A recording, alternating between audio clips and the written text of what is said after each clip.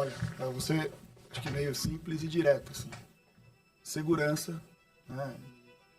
A parte de inovação, seja lá qual for, mas a segurança, ela não é negociável. Segurança é um valor. Se todo mundo pensasse desta maneira, talvez nós estaríamos com um outro momento de setor, inclusive. Né? Nosso setor é extremamente agressivo, como a gente falou anteriormente. Né? A gente tem acidentes diariamente. E as pessoas colocam a parte aí de segurança em meta, em bônus de equipe e tal. Tem que fazer parte disso? Tem, faz parte do jogo. Sim. E é um motivador. Mas segurança tem que ser um valor. E esse valor vem da alta direção. Não vai vir do funcionário lá de baixo. Não vai vir apenas do time de campo. Vai vir da cabeça de quem comanda toda a empresa.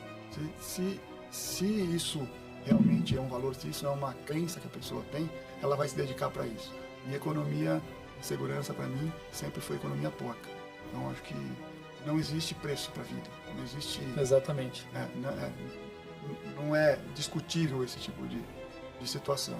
Então, quando a gente pensar quantas pessoas estão dedicando o seu tempo, sua vida, sua segurança lá no canteiro para a gente atingir um objetivo, eu acho que a gente deveria valorizar. É por isso que eu entendo que isso é um valor. Então, o meu conselho é que seja um valor.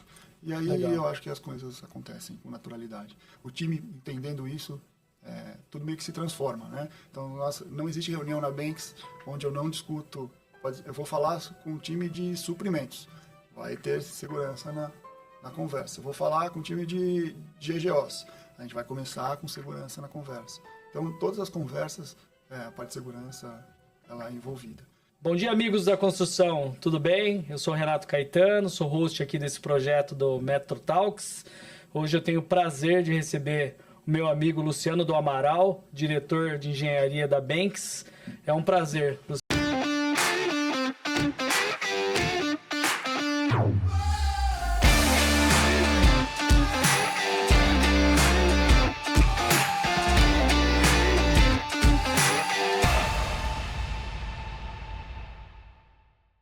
Luciano, obrigado aí por aceitar nosso convite. É um prazer ter você aqui com a gente. Renato, o prazer é todo meu. É um prazer falar sobre engenharia, é um prazer falar da minha carreira e é gratificante, né, ser convidado para um programa desse. Legal. E principalmente falar sobre Banks, falar um pouco do que o mercado vem realizando e fazendo nesses últimos anos. Eu tenho certeza que vai ser muito bom aí para o pessoal de mercado. Eu tenho certeza que vocês têm uma experiência ampla aí que pode divulgar para todo esse segmento da construção civil. E hoje a gente vai falar da engenharia e inovação, transformação na construção civil. E eu tenho certeza que o Luciano aqui, junto com a Banks, vai poder trazer vários insights, bastante coisa nova aí para a gente. Vai ser muito gratificante o programa de hoje, viu? E, Luciano, só para iniciar aqui, falar um pouco do Luciano, né? O Luciano é formado em engenharia civil, ele é de Botucatu, formou aqui na Mackenzie, ele já trabalhou em grandes consultoras como Gafisa, Mitre e Tenda, então tem uma vasta experiência como diretor de engenharia e hoje está aqui com a gente, né? Muito bom ter você aqui com a gente, Luciano. Eu queria que você contasse um pouco dessa trajetória sua como profissional e o que trouxe você para a construção civil, né? Porque a gente sabe que deve ter uma história muito boa aí para a gente aprender com você. Não, vamos lá. História um pouco longa, mas vou resumir aqui. Sou do interior de São Paulo. Né? Na época que eu acabei o colegial, não sabia muito o que queria fazer. Meu pai, sábio, meus pais, na verdade, sábios no momento, falaram: filho, continue estudando aí, fazendo cursinho até definir qual é o seu futuro, né, profissional. Naquele momento, primeiro ano, eu ainda nem decidi, nem sabia mesmo o que eu queria. Fui fazer uma prova na AFA, né, Academia da Força Aérea. Lá eu vi que eu estava perdido, que tinha que estudar muito para ser. Fiz um ano só, fiz uma vez essa prova. E apesar de não ter passado, senti que aquilo não era meu futuro, né? Durante o ano, eu continuei estudando, ainda sem saber qual era o meu futuro profissional. Fiz o segundo ano de cursinho, por curiosidade, não prestei vestibular. E aí, a hora que estava iniciando o terceiro ano de cursinho, deu um estralo e resolvi fazer engenharia civil, né? Sou de uma família humilde no interior, minha mãe é secretária, meu pai é administrador de empresa, e eu sempre admirava a construção, eu sempre adorava ficar vendo as reformas que tinham em casa e tudo mais. Legal. E acho que a partir dali surgiu algum prazer nisso, mas nunca tinha tido um estalo em ser engenheiro. Até que no terceiro ano de cursinho, eu resolvi, deu esse estralo, resolvi entrar na engenharia civil, e aí me matei, estudei, passei no meio do ano. Então, em questão de 3, 4 meses, o ano que eu decidi, estudei e resolvi meu futuro como engenheiro, né? Fiz a faculdade nos 5 anos que precisava, né? Que é o tempo de uma faculdade, 5 anos e meio, na verdade, porque uma história curiosa, quando eu comecei a fazer estágio, foi na Gafisa, eu entro um pouquinho mais à frente sobre o tema, eu adorei a obra, adorei ficar lá no canteiro, conhecer as pessoas, vivenciar as coisas saindo do papel e virando algo concreto realmente, né? E aquilo me realizou. E aí, resumo, a única coisa que eu não fazia era ir para a escola, né? Então, Luciano, a gente acaba aprendendo que a obra é uma outra faculdade, né? Você tem a teoria e a prática junto com mestres de obras, que você deve ter conhecido vários aí, você acaba tendo uma outra parte da engenharia que na escola é um pouco mais difícil de transmitir para a gente, né? Na faculdade você aprende muito a teoria, por mais que o Mackenzie tinha um viés prático, era muita teoria e a prática era reduzida. E quando você começa o estágio, essa parte de incorporar a vivência no canteiro de obra, a vivência de trabalho, a vivência de uma vida profissional, se você fizer isso com gosto, você acaba se realizando, né? E foi basicamente isso que aconteceu comigo. A hora que eu senti que a construção civil, o mercado imobiliário, ficar no canteiro de obra, entender sobre projetos, execução, me agradava, me realizava, ali mesmo eu fiquei. Nunca pensei em sair disso. E fiquei até hoje, né? Então, esse foi um pouco da minha história na faculdade. Quando eu entrei no estágio no terceiro ano, e quando eu saí, acabei sendo efetivado na Gafisa. Legal. E lá eu fiquei por 18 anos, né? E galguei todas os meus cargos até a diretoria dentro da Gafisa. Era uma cultura extremamente forte com relação à gestão, a processos, né? a meritocracia, e que também me complementava, porque eu adoro esporte e sei muito que a disciplina é o que traz o resultado no esporte. E eu meio que fiz uma correlação, se no esporte dá certo, aqui tem que dar certo. E fui tocando com amor na profissão, com amor naquilo que eu fazia, e as coisas foram acontecendo como consequência. Então, de estágio fui efetivado, naquela época 2003, você saía do estágio, já era responsável pelo empreendimento inteiro, né, como gestor do empreendimento. Realizei 2 obras, né, na metade da terceira obra, me promoveram como gerente geral de obras, né, o famoso GGO. Legal. Mais 2 anos e meio eu virei diretor de construção, e aí isso em 2010, e aí com o tempo eu fui passando em diversas diretorias de suprimentos, planejamento, assistência técnica, na parte de back-office geral e tal, até que fui promovido a head de engenharia na Gafisa e lá fiquei até minha saída. Então foi um pouco essa minha trajetória dentro da Gafisa. Na sequência da minha saída eu fui para a Mitre. A Mitre era uma empresa nova no setor, tinha que basicamente montar uma construtora, né?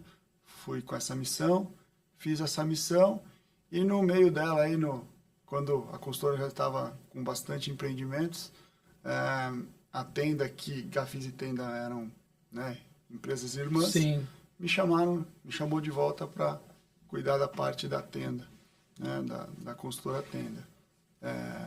Eu tinha aquilo como cultura, conhecia todas as pessoas, tinha uma afinidade sobre o Minha Casa Minha Vida, me realiza poder ajudar as pessoas a terem moradia. A missão da Tenda era muito relevante para mim. Acabei aceitando a proposta e fiquei mais 2 anos lá, 2 anos e meio, na verdade, na Tenda, fazendo toda essa parte de gerenciamento, construção, toda a parte de engenharia lá.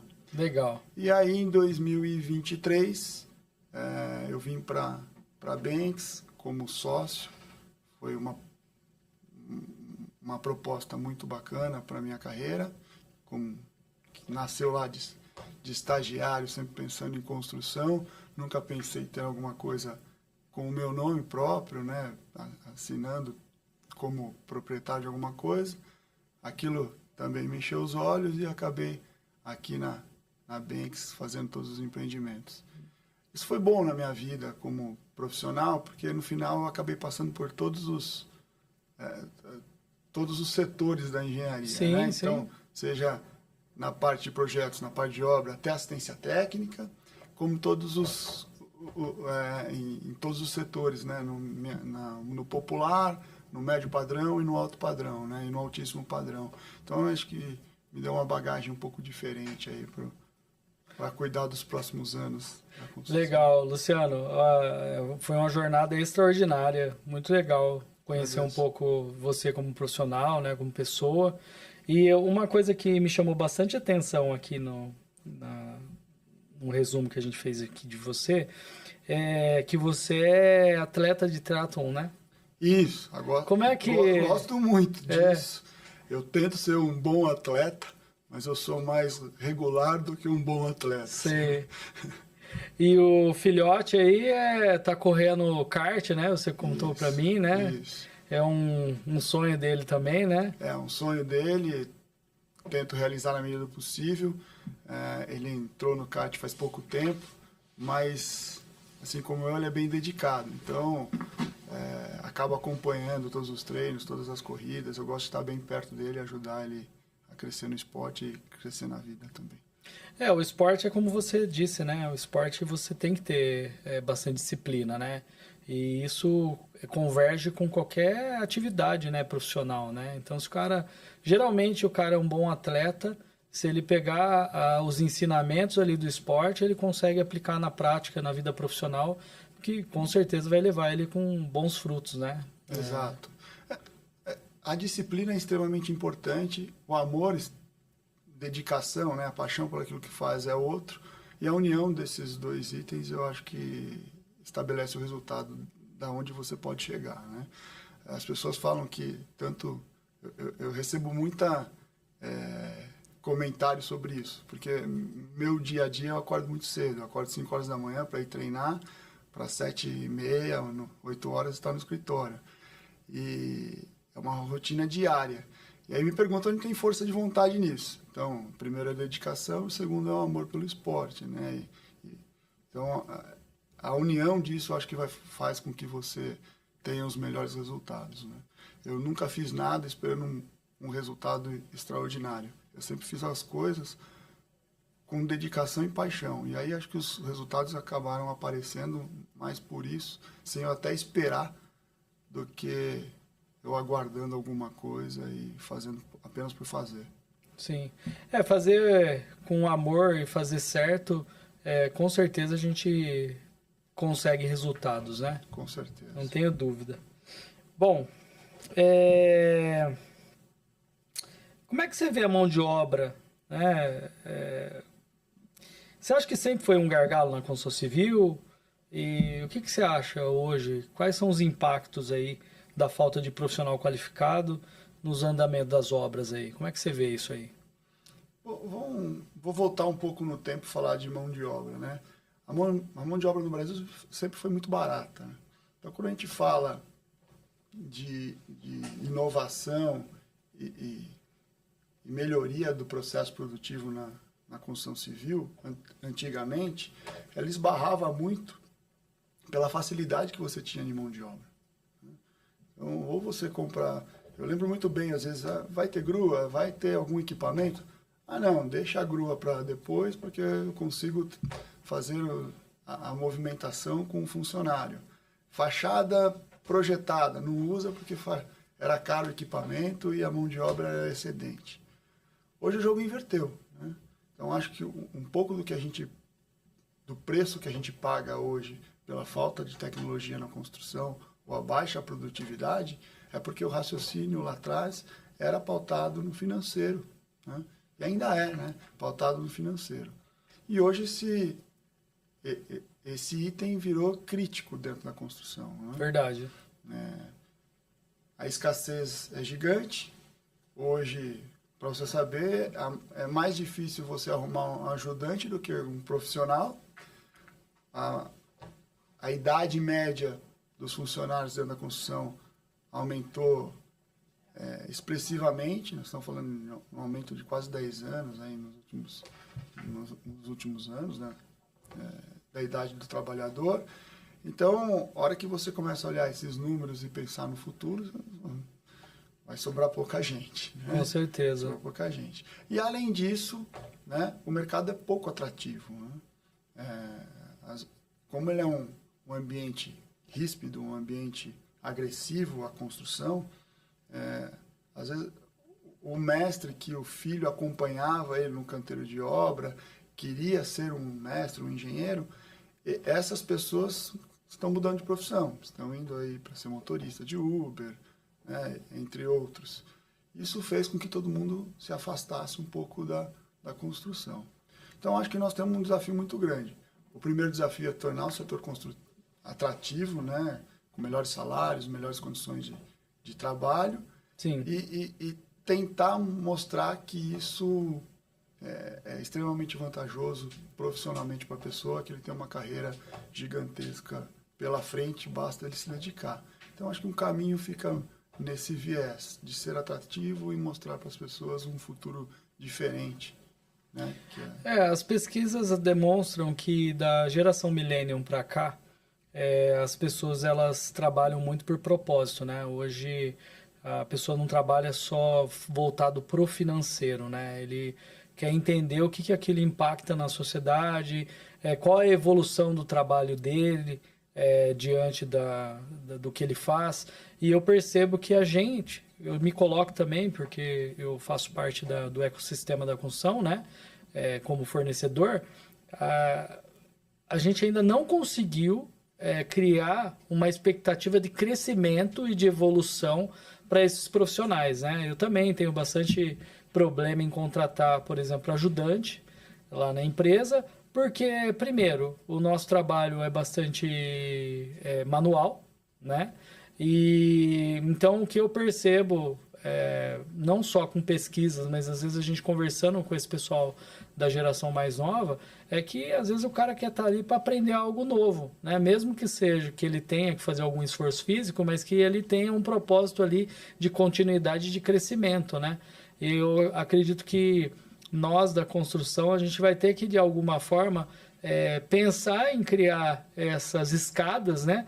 Porque o ciclo do profissional, que antes eu queria até que você comentasse um pouco disso, mas o ciclo do profissional, quando ele começava ali como um ajudante de obra, era muito maior do que o ciclo de um ajudante hoje em qualquer empresa, né? Eu vejo lá pela Metroform que às vezes o cara entra ajudante com 6, 7 meses ali, se eu não criar alguma evolução ali dentro, é óbvio que depende da disponibilidade da pessoa, né, se ele está interessado em crescer, tem que estudar, tem uma série de requisitos, mas a gente percebe que esse ciclo é bem menor, entendeu? Uhum. E se você não propõe nada de novo, estimulante para ele, com 18 meses você perde a pessoa.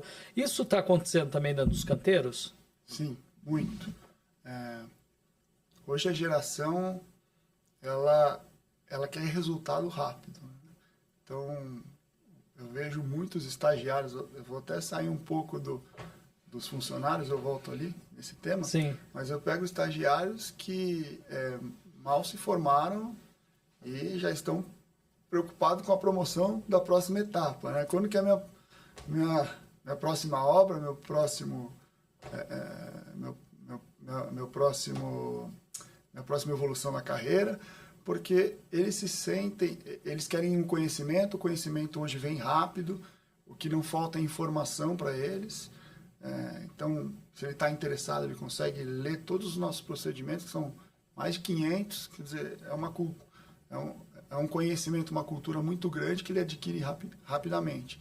E automaticamente ele já quer o próximo passo. Isso acontece com todo mundo. Então, o próprio funcionário, antigamente, o mestre de obras, ele vinha da carreira de ajudante, né? O ajudante passava para ser o carpinteiro, aí o carpinteiro ia muito bem, tinha domínio sobre os outros carpinteiros, ele se tornava contramestre e logo ele virava mestre. Hoje é muito difícil eu conseguir essa pessoa que tem esse histórico. Tanto é que a hora que eu pego o histórico da Banks, os nossos mestres têm mais de 15 anos dentro da Banks, 12, 13 anos dentro da Banks, porque são pessoas mais antigas, são mestres muito bons, com experiência alta, que eu não consegui fazer a substituição dele com os que vieram abaixo. Gostaram da cultura da empresa, né? E por isso que vai ficando, né? Eles ficam pelo propósito também, mas eles ficam porque a empresa dá conforto para eles trabalharem, mas ao mesmo tempo eu não consigo fazer uma substituição ou um acréscimo de mestre vindo do mesmo plano de carpinteiro, de ajudante, porque o interesse é muito menor. Curiosidade, para a gente falar um pouco sobre isso, dentro do Parque Global, a gente criou o Instituto Bueno Neto, né? O Adalberto era um sonho. O Sr. Adalberto, ele existe hoje. Que legal. A gente fez parceria com o Senai, né? Então, a gente dá aula lá dentro do curso. A gente escolheu alguns cursos para começar, dentre eles carpintaria, cerâmica, né, para a gente formar ceramistas, drywall, tudo. E no começo, eu tinha que pedir para os fornecedores parceiros da Banks me levar alunos. A gente tem uma proposta de ajudar as pessoas que estão lá, desde transporte, uma ajuda financeira, alimentação, tudo. E mesmo assim era difícil você arrumar as pessoas no começo do Instituto. Hoje entrou um pouco, está bem em linha do que a gente espera, mas você vê que o interesse das pessoas era limitado. Então, por mais que a gente force, e eu acho que este é o caminho, treinar muitas pessoas, criar uma mão de obra qualificada, que hoje, além da falta da mão de obra, também existe uma qualificação mais fraca sobre a mão de obra, geral, tá? Desde ajudante até a engenharia propriamente dita. Com certeza. E faz parte da nossa responsabilidade criar meios para fomentar isso e, como eu disse no começo, para a gente começar a tornar o setor um pouco mais atrativo, né? E mais fácil para lidar, né? Quanto mais difícil, quanto menos conhecimento, mais difícil fica o dia a dia desses trabalhadores. É isso mesmo. Eu até costumo dizer, né? Eu tenho contato com bastante empresário, construtor no mercado, e eu falo que isso é uma discussão ampla que a gente tem que realmente iniciar, né? Nós vamos até entrevistar aqui o Beto, né? Que é lá do CTE, e a gente conversa muito sobre isso, né? É que todo mundo foge um pouco dessa discussão, porque na verdade não é discutir, né? É sentar numa mesa e, escuta, vamos montar um plano aqui, né? Cada consultora, cada fornecedor vai ter o seu papel aqui, vai às vezes ter que contribuir ali financeiramente com um pouco, mas para a gente fazer o mercado voltar para um já, né? Principalmente aos olhos de quem está interessado em vir para a construção civil, né? Porque eu acho que quando eles começarem a entender que tem inovação, que tem coisa nova chegando, que precisa ter um preparo, que não é uma coisa rudimentar, eu acho que isso vai começar a ter propósito e vai trazer gente boa para a nossa área, né? É bem isso. E não é apenas ter ideia, é ter ações. Né? Todos têm muitas ideias de como pode melhorar o setor, mas o dia a dia, na prática, a gente acaba não realizando. Exatamente. Foi muito bacana o Instituto Bueno Neto justamente por isso. Porque no final a gente conseguiu colocar na prática e trazer mais oportunidade para quem precisa. O Instituto fica do lado da Heliópolis, né? Da favela da Heliópolis. Então vem bastante gente de lá. Que legal. Também. Então ainda há interesse. O que a gente não pode deixar é morrer esse interesse. Exatamente. E a gente também, no final, a gente ajuda essas pessoas a se enquadrarem no mercado de trabalho. Então, como a gente na Banks tem muitos parceiros, assim que acabam os cursos, eu levo todo mundo, faço um fórum com os RHs, eles fazem entrevista e, se ele quiser, ele sai empregado de lá. Se tiver competência, Muito ele sai bom. empregado de lá. Pô, parabéns. Puta projeto legal, hein, cara? Eu não sabia desse projeto de vocês. Olha que eu converso bastante com o Yuro, ele nunca comentou comigo. Vou puxar a orelha Mas, dele. poxa, não, legal. Eu acho que, cara, vocês estão puxando a fila de algo que realmente a gente tem que começar a se atentar, né? Exato. Eu ia até te falar, aí é uma opinião particular minha, né? Mas eu acho que o mundo hoje está muito na exposição. As pessoas querem estar ali, como é que fala, na mídia, né? Vamos dizer assim. E o mercado da construção civil, ele é um pouco... Você trabalha um pouco nos bastidores, né? Então, eu acho que isso é uma outra coisa também que pode criar atratividade para essa galera que está chegando, que é o quê? A gente começar a mostrar um pouco mais o que um profissional faz e a ideia desse projeto nosso do Metrotalks também é isso, né? Trazer pessoas do canteiro de obra para falar um pouquinho do dia a dia deles, né? Nós já trouxemos técnicos de segurança do trabalho, nós estamos trazendo um mestre bem antigo de mercado aí, que é o Francisco. Então, a gente quer trazer esse pessoal de canteiro justamente para eles verem que a atividade deles é reconhecida e para talvez estimular esse pessoal novo a falar, poxa, a construção civil pode ser algo que eu posso trabalhar e posso criar um legado ali, né? Quando você pega esses profissionais antigos e começa a conversar, é impressionante como eles têm história e têm conhecimento, né? Que até motiva a gente em certo grau. Assim.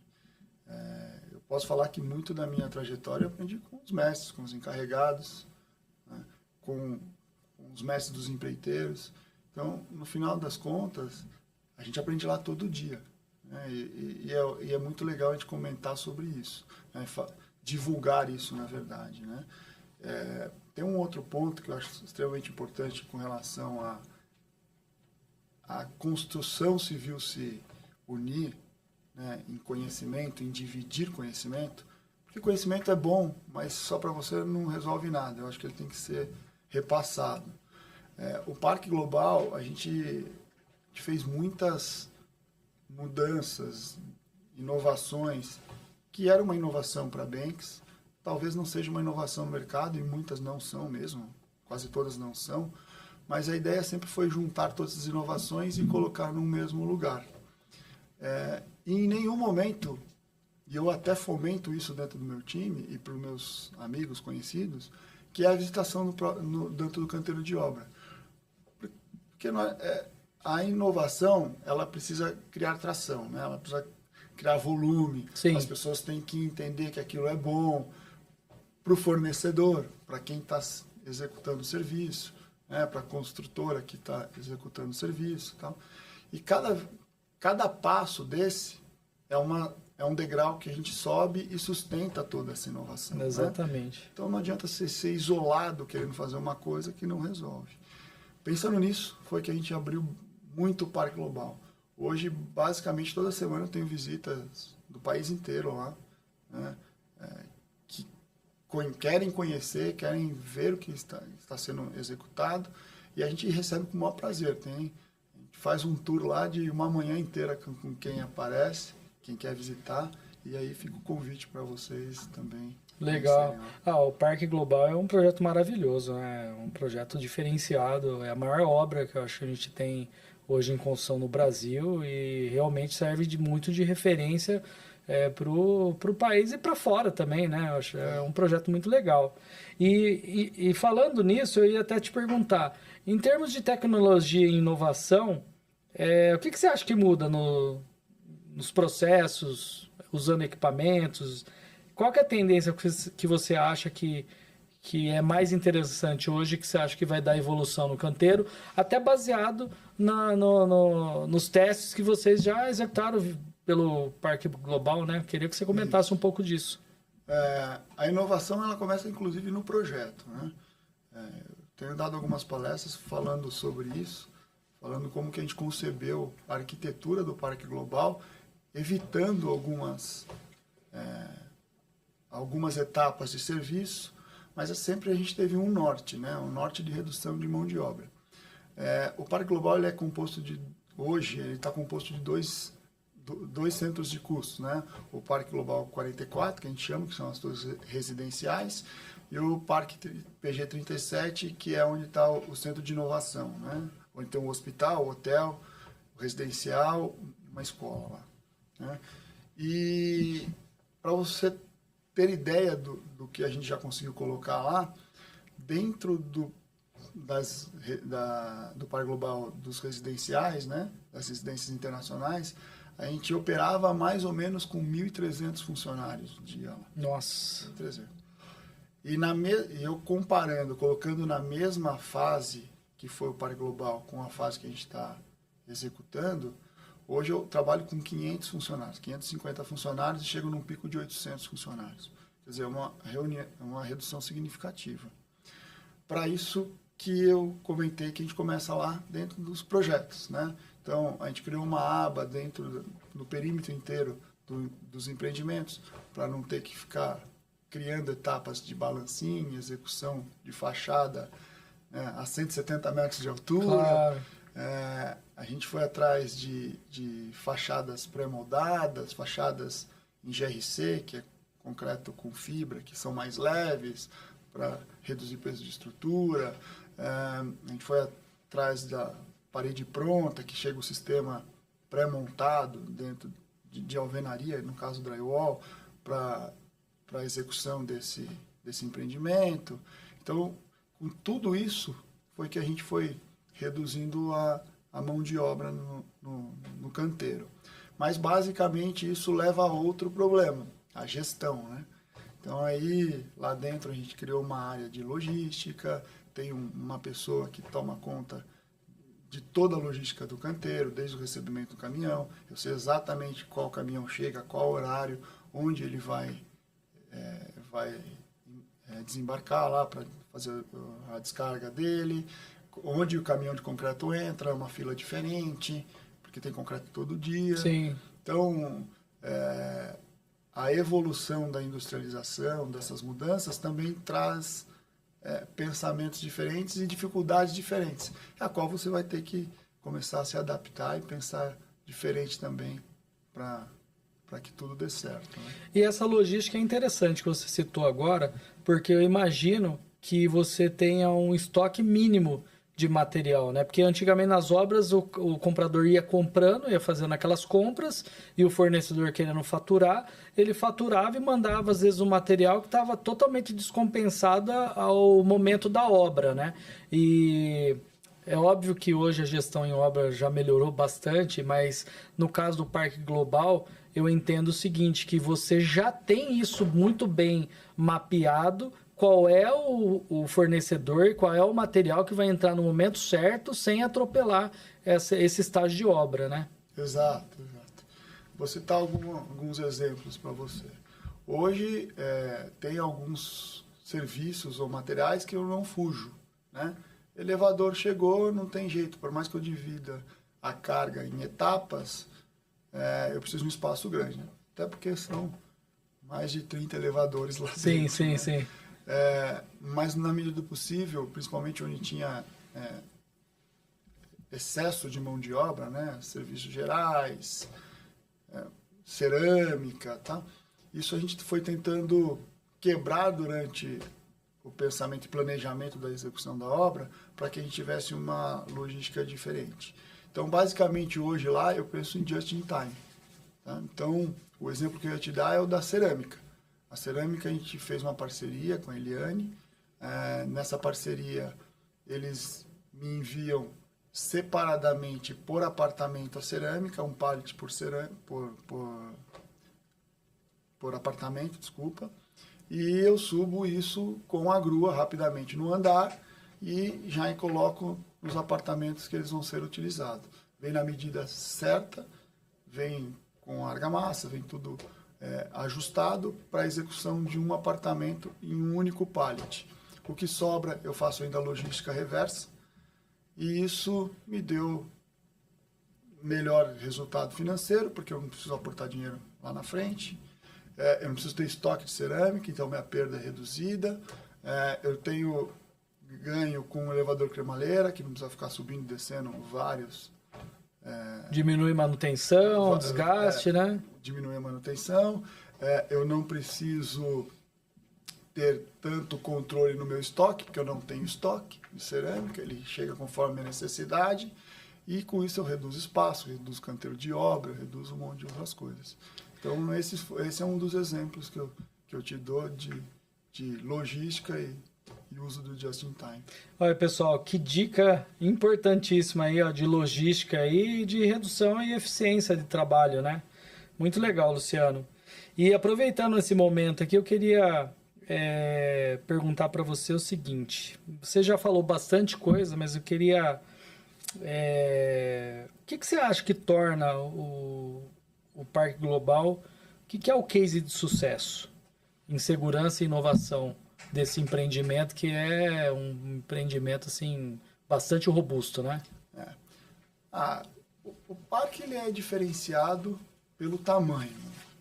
O parque é diferenciado pela composição que ele tem dos empreendimentos, né? Uma hora eu estou fazendo um apartamento de moradia, outra do lado eu estou fazendo salas comerciais, né, para os médicos. Do lado tem uma escola e na frente tem um hotel. Fora o hospital. Que quem está fazendo outro construtor. Então, primeiro é um conhecimento geral sobre tudo isso, porque né, cada um tem suas especificidades, né? Segundo, é o tamanho de tudo isso. Na verdade, o Parque Global são 44 mil metros de terreno, para você ter uma ideia, né? E neste caso, 37 mil metros de terreno. É gigante. Os 37 mil metros é de área construída no terreno. Eu não tenho recuo, não tenho nada. Então, você tem que ter uma logística apropriada, você tem que ter uma inteligência da equipe muito grande e você tem que ter uma gestão muito forte. Eu acho que o que diferencia da gente é que a gente conseguiu conciliar tudo isso com as inovações, com o tema principal do momento, que é a mão de obra, né? Ter menos mão de obra, mais capacitada lá dentro, e conseguimos colocar tudo isso dentro de um empreendimento, né? Claro que tenho minhas dificuldades no dia a dia, claro que tem oportunidades ainda, mas de alguma forma eu consegui encaixar o que o mercado faz pontualmente como um padrão lá dentro e executar o empreendimento como um todo. Hoje o resultado tem sido muito positivo, tanto financeiro como de qualidade. Quem conhece, quem visitou o Parque Global, sabe o quão difícil é tocar todo aquele volume de obra e com a qualidade que ele tem ficado, né? Então, acho que o resultado tem sido muito bacana e eu tenho, assim, satisfação de liderar isso. Legal. Mas, principalmente, com expectativa muito boa de entregar um resultado melhor do que já está, sabe? Acho que esse que é o grande norte, assim, desse muito bom, cara. Assim. Parabéns. E uma curiosidade, né? Não sei nem se você já tem essa informação e se pode divulgar também. Eu acredito que vocês vocês já devem ter feito um estudo preliminar do que vai ser o ecossistema Parque Global, né?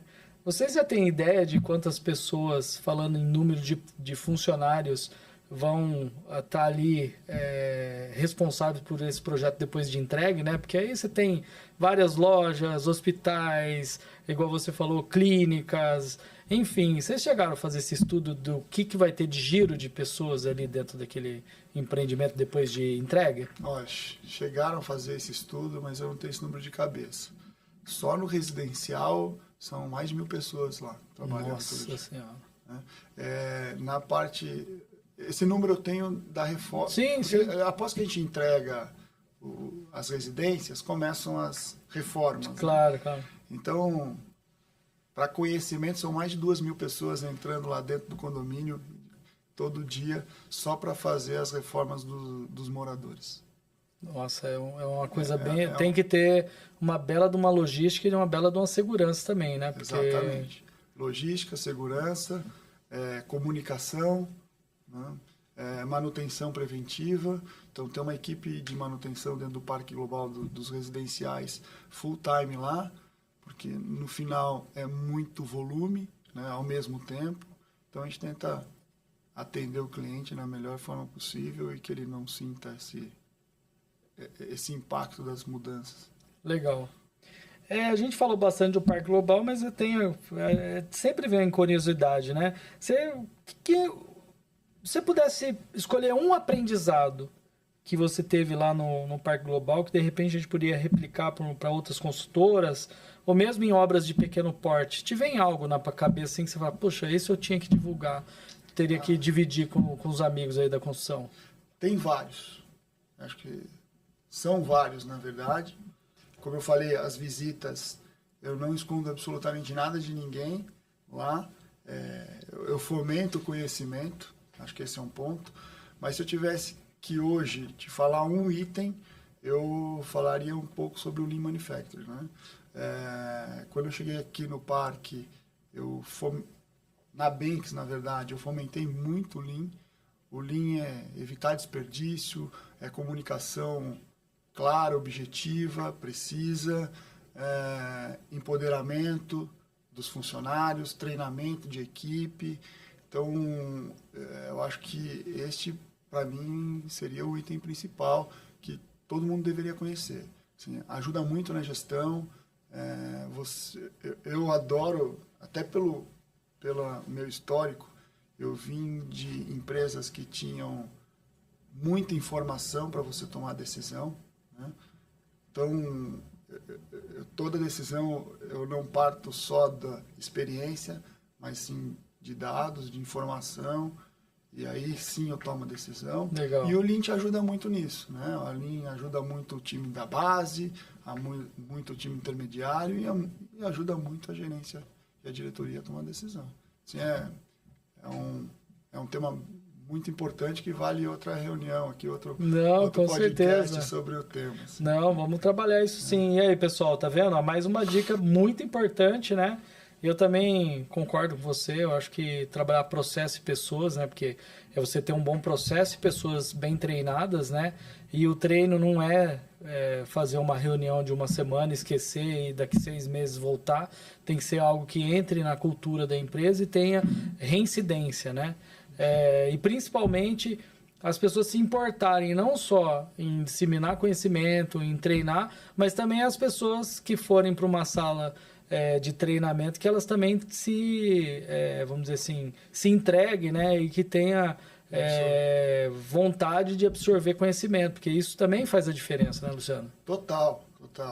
Sim, é muito legal a gente ver todo o Lean funcionando, assim, o que a gente implantou lá funcionando. Você chegar no canteiro de obra às 7 horas da manhã e ver o mestre reunido com todo mundo, cheio de informação, orientando, as pessoas solicitando ajuda em alguns itens técnicos, pessoais, tal.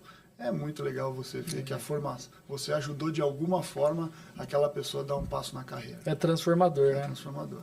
Muito legal. E as pessoas reconhecem, tá?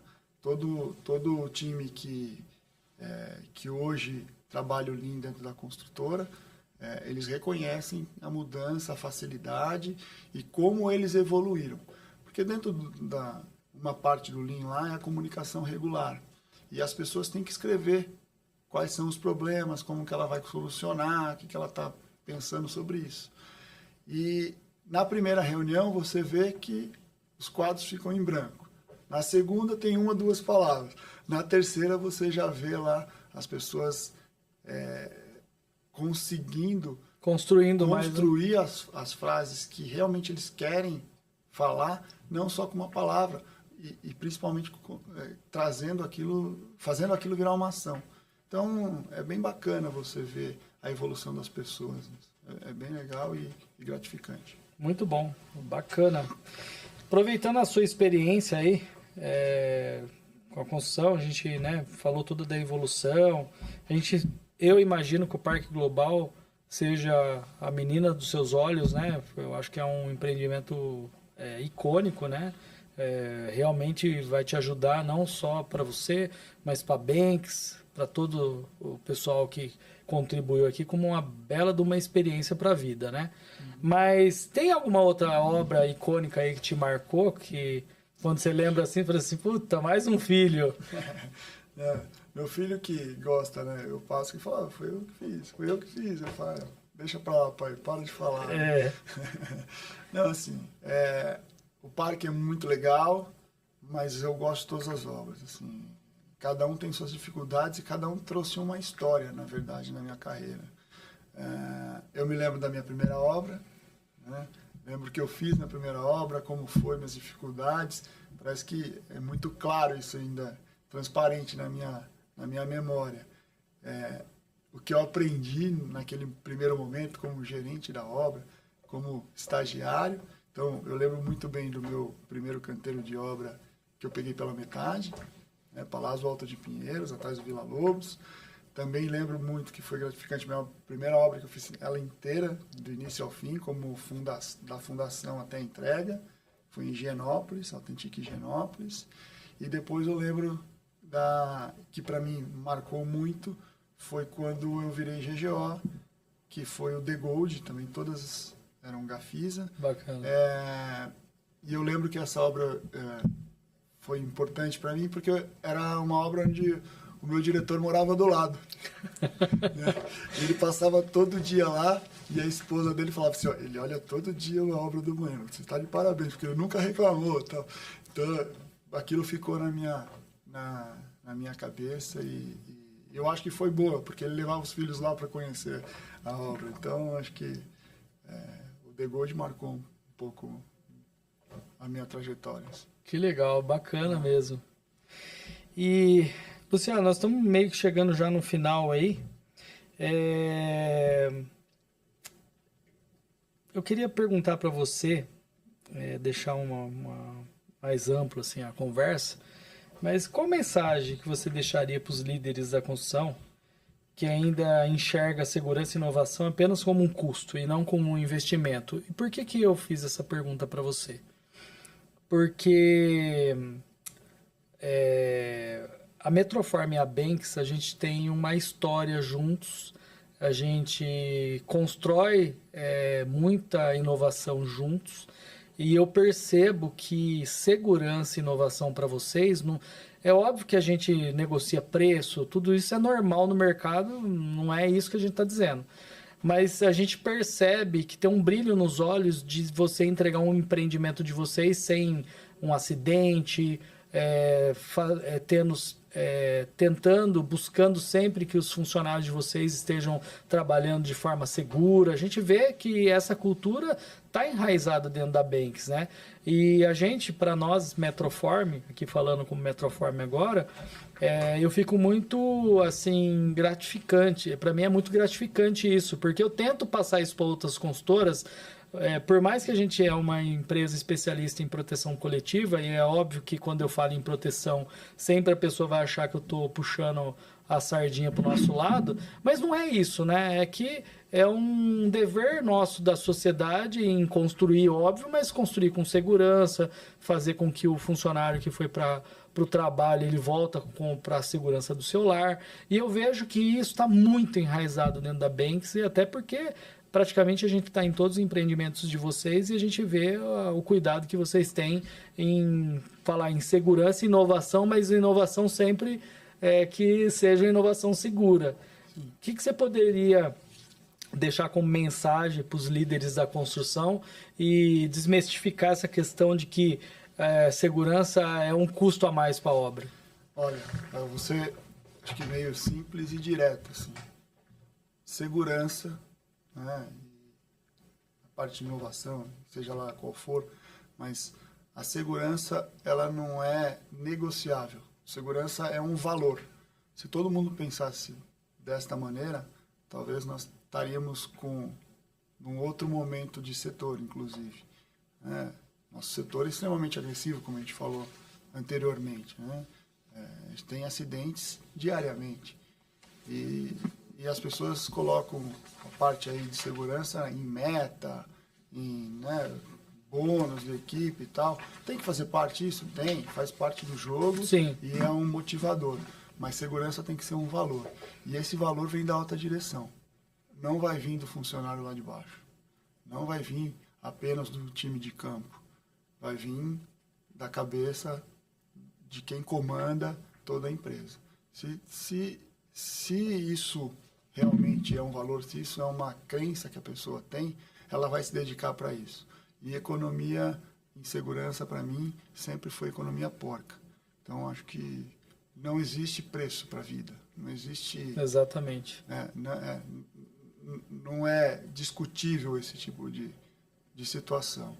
Então, quando a gente pensar em quantas pessoas estão dedicando o seu tempo, sua vida, sua segurança lá no canteiro para a gente atingir um objetivo, eu acho que a gente deveria valorizar. E é por isso que eu entendo que isso é um valor. Então, o meu conselho é que seja um valor. E aí Legal. Eu acho que as coisas acontecem com naturalidade. O time entendendo isso, tudo meio que se transforma, né? Então, não existe reunião na Banks onde eu não discuto. Eu vou falar com o time de suprimentos. Vai ter segurança na conversa. Eu vou falar com o time de GGOs. A gente vai começar com segurança na conversa. Então, todas as conversas, a parte de segurança, ela é envolvida. E com relação a puxando um tema separado, apesar de poder andar juntos, Legal. A inovação, acho que se a gente não pensar nela, não ter ela como aliada, você só está perdendo espaço, perdendo tempo, fazendo mais do mesmo e vai ficar obsoleto no mercado. Então, acho que você tem que trabalhar sempre em inovação, seu time tem que pensar nisso, você tem que se dedicar separadamente um tempo para isso, você tem que fomentar essas mudanças.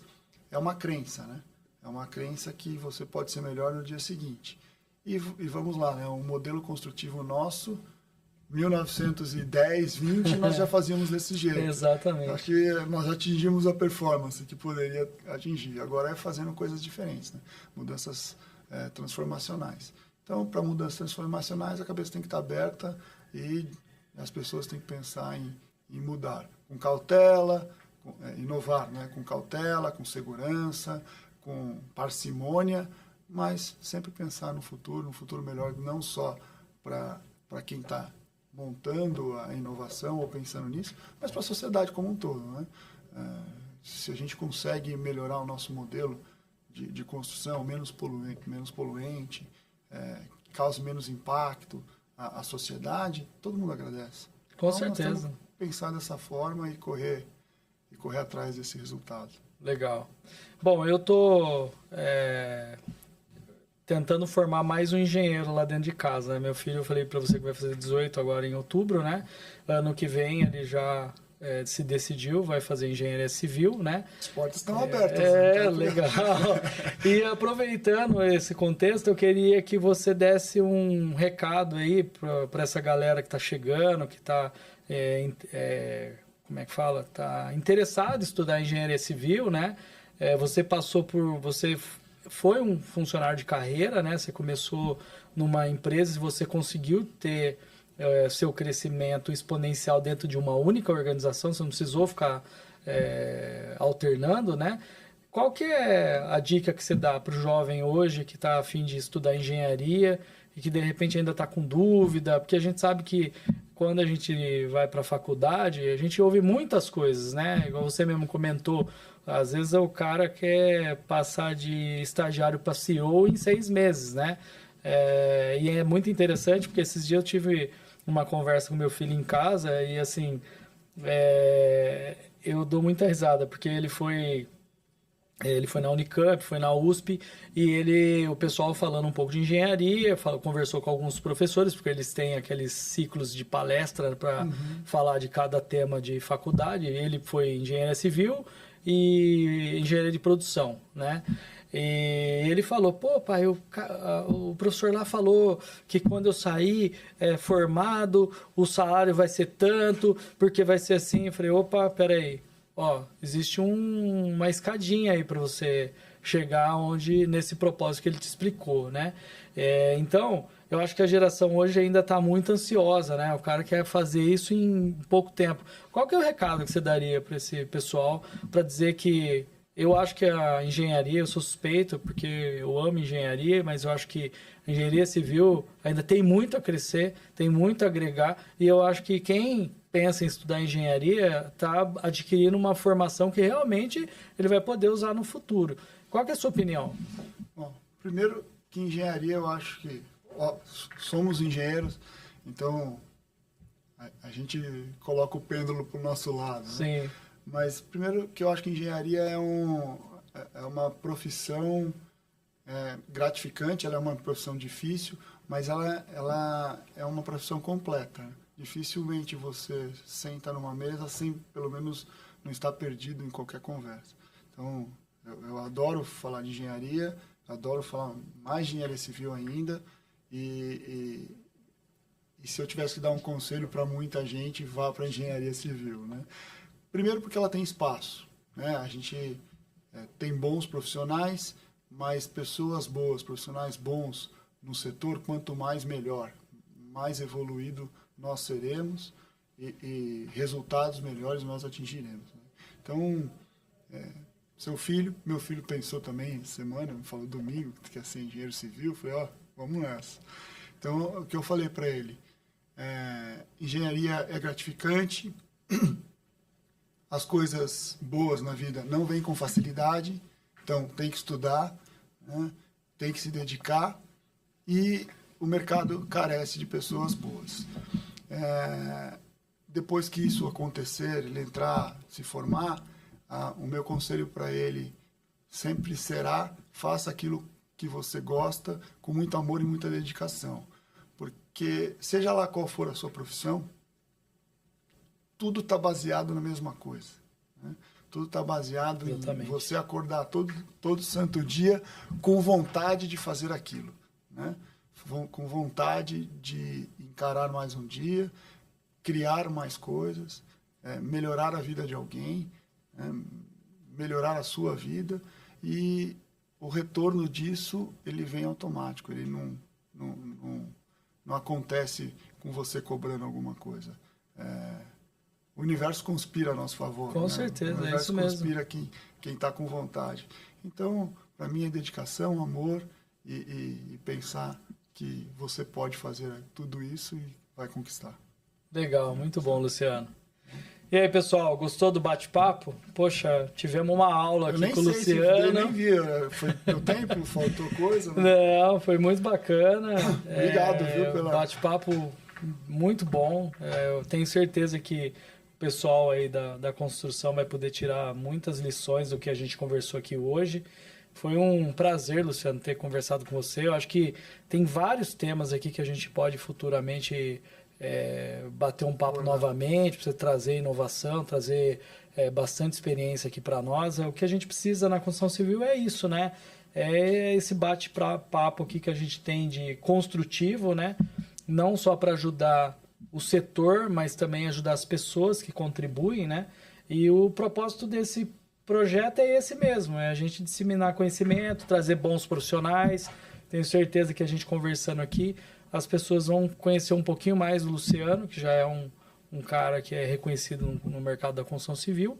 E te agradecer novamente, foi muito bom o bate-papo e fica aí novamente o convite aí para uma próxima vez para a gente trabalhar outros temas aí. Eu que agradeço, obrigado pelo convite, é um prazer estar aqui. Vou ficar esperando o convite. Como eu falei, eu gosto de conversar sobre construção e se eu conseguir ajudar um pouquinho as pessoas escutando o podcast, eu vou ficar bem satisfeito. Porque, de novo, né, conhecimento a gente adquire Com certeza. E a gente tem que, na verdade, disseminar. Então, se eu conseguir ajudar um pouquinho, já fico feliz. Obrigado por hoje, obrigado pela recepção, foi ótimo. E espero poder aí fazer os próximos aí, poder contribuir com os próximos podcasts. Legal, Luciano. Muito obrigado, meu amigo. Eu que agradeço. Até mais.